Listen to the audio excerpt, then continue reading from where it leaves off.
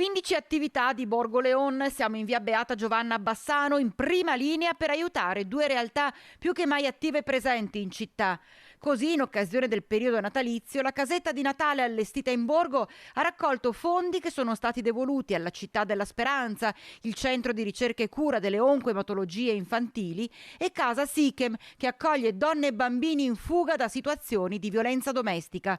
Oggi al centro sono rifugiate 5 donne con i loro 9 figlioletti e proprio ai piccoli ospiti sarà destinato l'assegno da 1.420 euro. Questo contributo abbiamo pensato subito di devolverlo ai bambini ospiti alla nostra struttura, perché possono partecipare a tutte quelle attività extrascolastiche delle quali loro vanno alla ricerca e che permettono di fare socialità.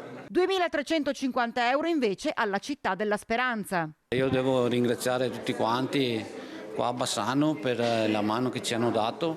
Per noi ogni goccia equivale a salvare la vita di un bambino ed è grazie alla ricerca che si fa, e senza la ricerca non si può fare niente, insomma.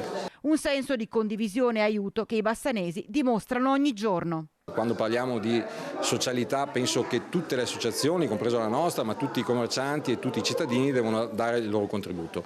Ripeto, lodevole l'iniziativa dei commercianti anche in una situazione così difficile economicamente, con tutti i costi che hanno e che stanno avendo in questo periodo, però il pensiero al prossimo c'è sempre.